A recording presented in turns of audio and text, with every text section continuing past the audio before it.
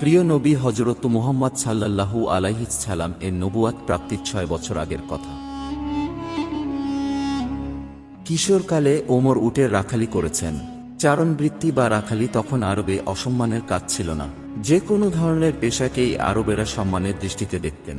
কাজকেই আরবের লোকেরা জাতীয় বৃত্তি হিসেবে অধিক সম্মানের ভাবতেন।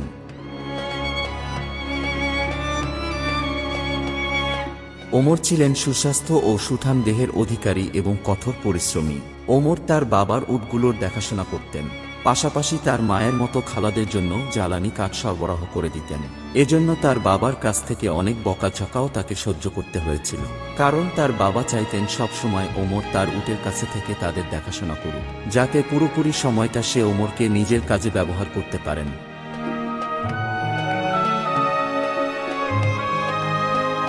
ওমরের বাবা আল খাত্তাব ছিল বেশ উগ্র ও নির্দয় প্রকৃতির। ওমর মক্কা থেকে প্রায় ১০ মাইল দূরে মানজান নামক উপত্যকায় তার বাবার উটগুলোর দেখাশোনা করতেন।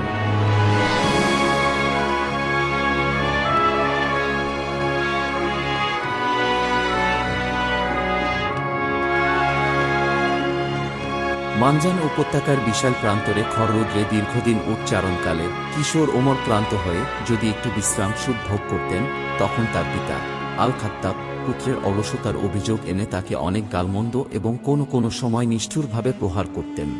ওমরের জীবনের কঠোর ও মহান শিক্ষা লাভ হতো মানজান উপত্যকার এই চারণভূমি থেকে। ঊষর মরুপ্রান্তরে অবাধ্য উটগুলোর দীর্ঘদিন রাখালি করে ওমরের স্বভাবও হয়ে গিয়েছিল অনেকখানি রুক্ষ ও কঠোর।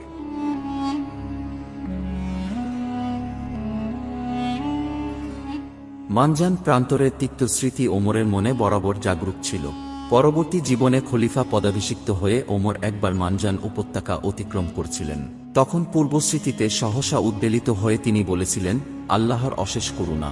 এমন একদিন ছিল যখন একটা সামান্য পশমি জামা গায়ে আমি এই উপত্যকায় উটের রাখালি করতাম, আর যখনই ক্লান্ত শ্রান্ত হয়ে বিশ্রাম নিতাম, তখনই আমার পিতা নির্দয়ভাবে আমার সাথে একজন দাসের মতো আচরণ করতেন, এমনকি প্রহার করতেও দ্বিধাবোধ করতেন না। এখন এমন দিন এসেছে যখন আল্লাহ ব্যতীত অন্য কেউ আমার উপর ওয়ালা নেই।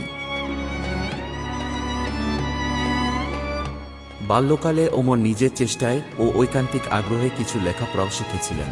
বলা বাহুল্য, সে আমলে আরবে বিদ্যাশিক্ষার চর্চা ছিল খুবই সীমাবদ্ধ এবং উচ্চ বংশজদের মধ্যেও বিদ্যাশিক্ষার চেয়ে শরীরচর্চা ও কুস্তিগিরি ছিল বেশি সম্মানের।